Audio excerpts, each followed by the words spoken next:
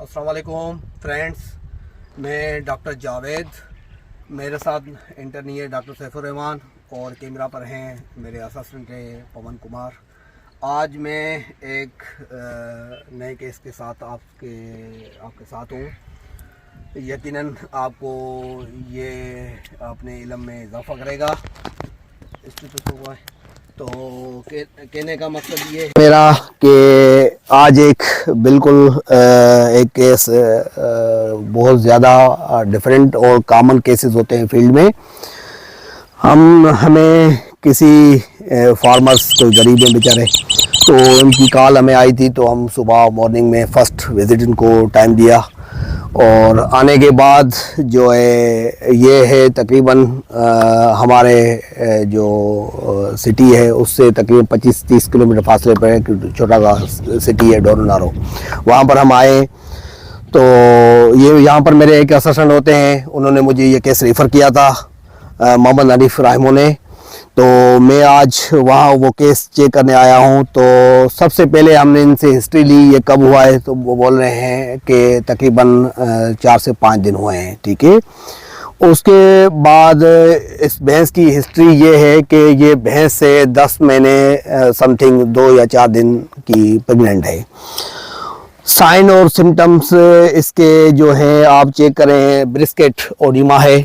ठीक है, ये क्लियर है, ब्रिस्केट ओडिमा। आप हाथ लगेंगे देखें बिल्कुल इसके निशान फिंगर्स के आ रहे हैं। ठीक है, और ये बोतल जा है। ठीक है, ये भी आपकी आई के पीछे जिस तरीके से थैलेरोसिस में स्वेलिंग होती है उस तरीके देखें इसकी स्वेलिंग है।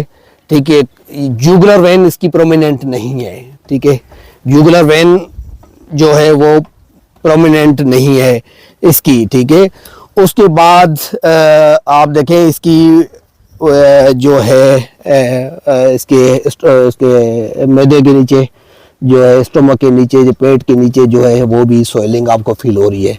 ये भी स्वेलिंग है, यहाँ पर भी स्वेलिंग है, ये वाली भी स्वेलिंग है। आप देखें यहाँ पर भी ये क्लियर स्वेलिंग नज़र आ रही है।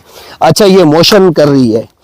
सिम्टम्स इसके ये हैं कि ये मोशन कर रही है, क्लियर मोशन कर रही है। वैसे बॉडी वेट इसका जो वेट वो जो है वो भी लॉस हुआ है लास्ट 1 वीक से। उसके बाद हमने क्या किया, इसके टेम्परेचर लिया है। टेम्परेचर कितना था सैफुर रहमान? 99.2 टेम्परेचर था। टेम्परेचर सब नॉर्मल था। ठीक है, ये कोई डिस्पेनिया में नहीं है। देखिए, रेस्पिरेटरी डिस्ट्रेस भी इसमें नहीं आपको फील होता होगा। देखें ये क्लियर इसमें जो है वो रेस्पिरेशन इसकी अभी तक नॉर्मल है।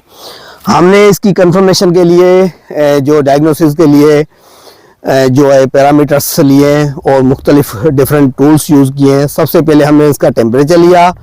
टेम्परेचर लेने के बाद जो है हमने जो है इसका जो है फोरेस्कोस्कोप यूज़ किया। उसमें हल्का सा साउंड, टिपिकल जो साउंड होता है वो फील हुआ। उसकी बिहाफ पर मैंने जो है अल्ट्रासाउंड किया।